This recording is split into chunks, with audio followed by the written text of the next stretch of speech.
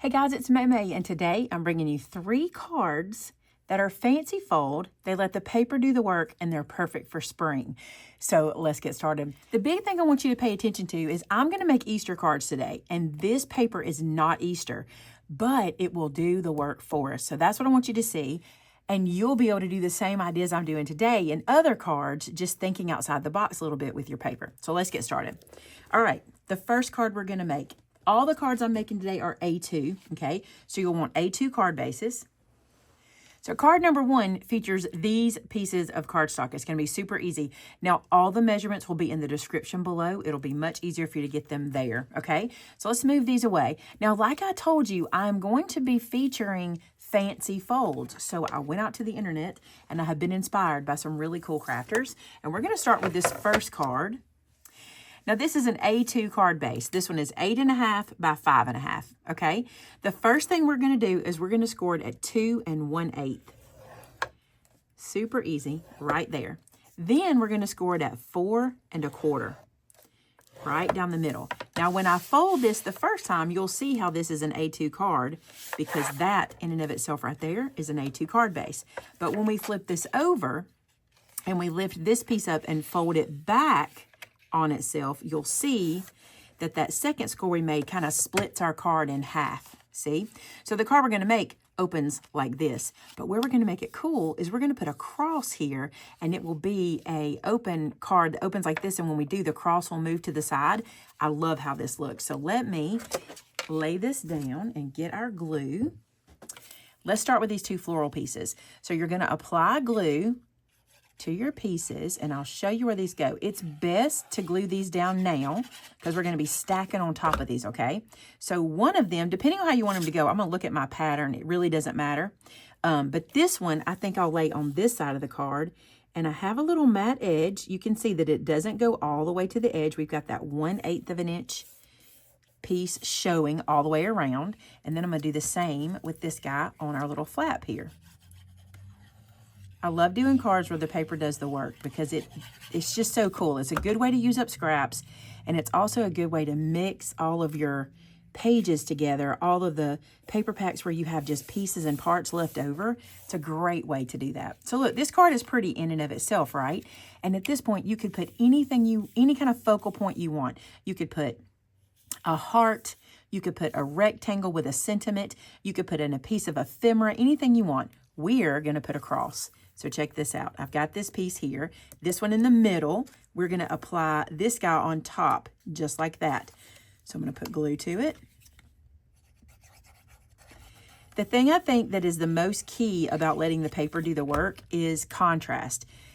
Pick pages that really contrast with each other so that the paper really makes the project kind of sing. There is a lot to be said about papers that blend and mix together, but in these types of situations, I think it's really cool when the colors really pop off of each other. This guy is going to get glued on top of this little guy right here. Now, to make our cross, I'm going to show you a little tip. If you'll place this guy onto your work surface, like if you have a cutting mat like I do, or if you use the centering tape. Remember I showed you this? If you don't have a cutting mat, you can use this centering tape from Spellbinders, lay some down on your work surface and use it for this. Notice I've got this big line right here as this laying in the center of this guy.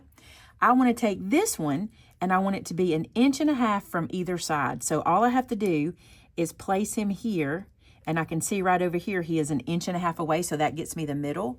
And then I'm going to put him about 1.5 inches down, maybe a little more up than 1.5 inches. And that is how I'm going to glue my cross together.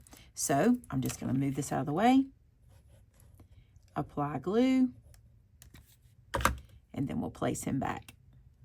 Oops, he's sticking to me. And because we're not perfect with our cuts, we're not perfect with our scores, you might want to wiggle him around a little bit to make sure he's right. Just going to go just like that. Now, watch what's going to happen. This is so pretty to me. He is going to mount right there, but I want to show you how the mount works, okay? So what we're going to do is we're going to apply glue underneath this half of the cross here all the way out, okay? So I'm going to put my hand on the side I don't want glue, and I'm going to run my glue straight down on half of the longest piece of the cross, and then out this section, okay? Then when we flip this over, we're gonna mount it halfway. So you see how I'm doing this here? We're gonna let it hang over, and the cross will match up or close to the floral paper. See how it's right there on that edge? And that's how we can get it pretty straight. And then we're gonna glue that into place. Then when we open it, look how pretty this is. Isn't that neat how that does? Let me show you another one I did in some kind of softer pastel colors. This is my first one I did, and I just love it. So you can do the softer version. You can do the darker version. You can change this up in so many different ways. I just think it's really pretty. And for Easter, what a really neat way to give something different. All right, that's card number 1. Let's look at another. For card number 2, it also starts with an A2 card base. And you're going to score this one at 2 inches, at 4 inches, 4.5, and 6.5. Now, from what I could tell when I was looking online, this card is called an M card, or maybe a magnificent M card. I'm not exactly sure. I think that's what it's called. And here's what you're going to do with this one. This middle section, we want it to be facing upward. So what we're going to do is we're going to push back on that score mark. So you see what I'm doing? I'm creating kind of this little box shape.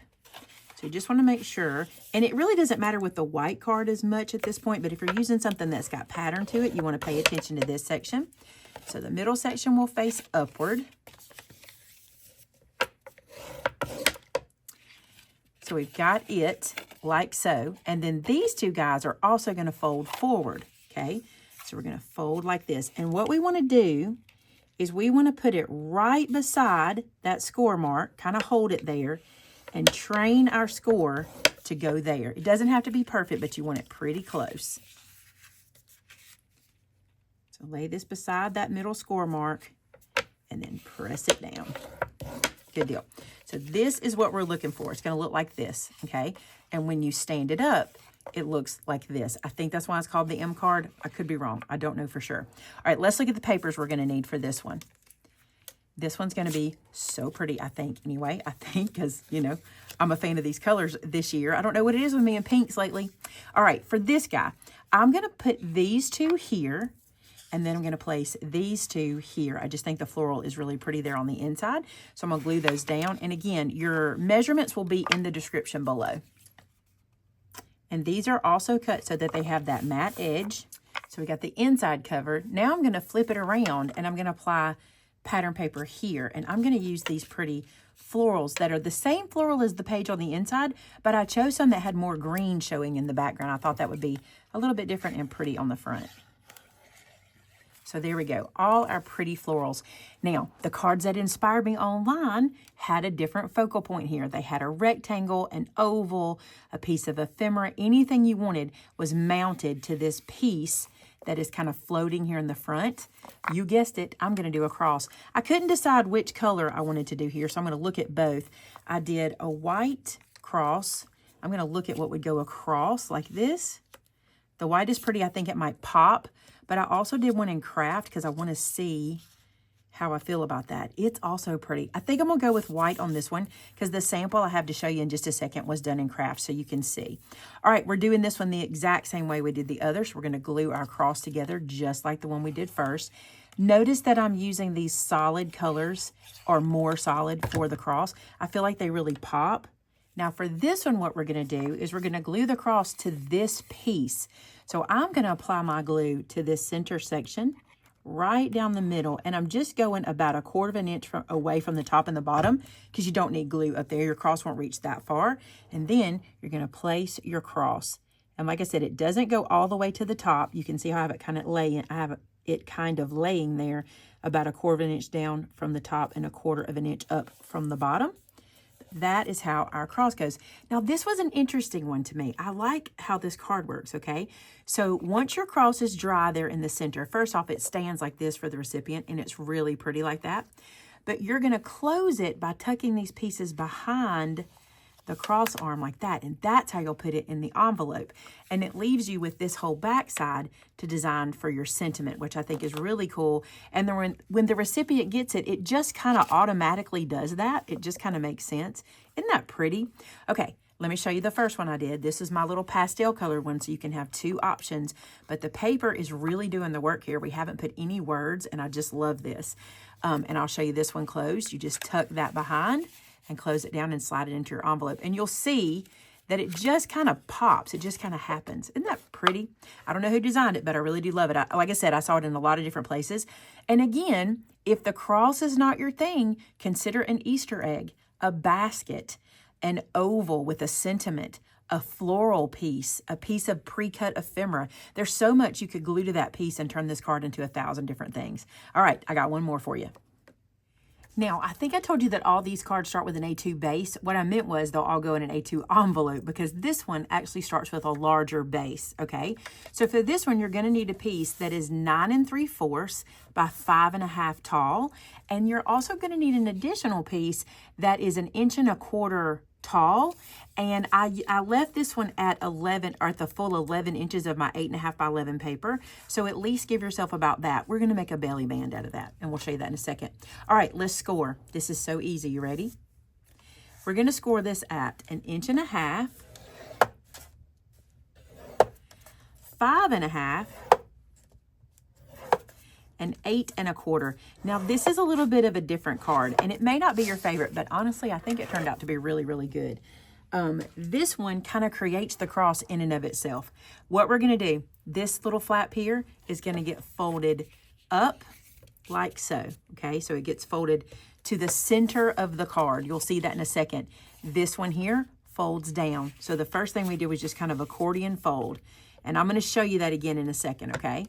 Then this piece that we have out here, we're gonna fold it inside just to add a little interest. Oop, I have a little bit that I didn't peel off on a trim. Just to add a little bit of interest and give us another place to play with paper. So this one opens like this, and then it opens again like this. And when we put all the paper in here, all the decorator paper, you'll see how pretty that is. And this guy is gonna have a belly band that creates our cross. So check this out. This piece, do you see how laying across there, you see the cross appear? So we're gonna take this and we're just gonna push this back. Now listen, I don't want you to push it super tight. You're gonna need to give yourself some wiggle room to put this guy on, okay? But you do wanna make sure you have him folded pretty straight before you crease. And then you wanna lay this guy over. Now you can see this is more than you need, but I had already cut into that 8 1/2 by 11 piece of cardstock and made myself a scrap this long. So rather than cutting it down again, I'm just gonna glue this down. All right, so to glue this together, we're gonna apply glue on the back side and close this down. You've probably made a belly band before, but same kind of process. And just close that down together. All right, and then if you look on the front, when we put this in the card, it's gonna look like that, but we need to put some pretty paper on it so that'll really pop. So now what we need to do is apply our decorator paper. I'm gonna put some on the inside of this flap and the inside of this flap. So I'm gonna apply glue here and then place this into place. Aren't the birds so pretty? Then I'll put this guy on this panel, just for pretty. This is where we really get to show off cardstock. I just think these are pretty cards like that. All right, now then, we won't worry about anything else. We'll go to the outside. So here's the way the outside lays out, right? So right here, I want to apply a pretty piece of cardstock, and this is the one I chose. It was the striped cardstock from that paper pack. I think that's going to be pretty, and it'll show off multiple papers. Put that down, and it'll look like we did more work than we did. In the fabric world, they call this like a cheater print because it already looks quilted, basically. And this is going to be really pretty right here. All right. I'm not going to apply anything here just yet. I'm going to go ahead and put a piece back here. And it's the same. This is what's going to kind of make the illusion happen. It's the same piece on this side. And you want to keep your pattern running across. If you do a pattern. If you just do like solid color, or if you just do something that's kind of tone on tone, it's not quite as important. So we're going to go behind our flap and put this down just like this. And this will start to make it appear. So when we turn this back, you see where we are? Isn't that pretty how that does? Now we're gonna put these guys on. So this one goes down the center. And I've been having the worst luck cutting today, so I'm gonna double check myself. We're good. All right, so we'll place this down the middle. I'm not going to put anything behind this piece. It doesn't need it. And also when you open it, you pull that to the back. And also I don't want to add any more bulk here because it's already pretty thick. See how it's wanting to pop up on me? All right, now let's get our belly band, which is this guy. On the back, I am going to apply decorator paper, which I rarely do. But because this card wraps all the way around, I feel like we kind of need to treat the front and the back. Now, you do you on this. You don't have to do this if you don't want to. But I have this paper. I think it's really pretty, and I thought it would be neat, since we have a belly band that's going to wrap around, to cover the back as well. All right, let's go to our belly band. With this guy, we're going to apply the same color as our cross. This is what's important. I want this to match the piece on the front. We just put down that burgundy piece. I'm going to put a piece on the front and also a piece on the back. Now you're like, well, why not just wrap this piece around?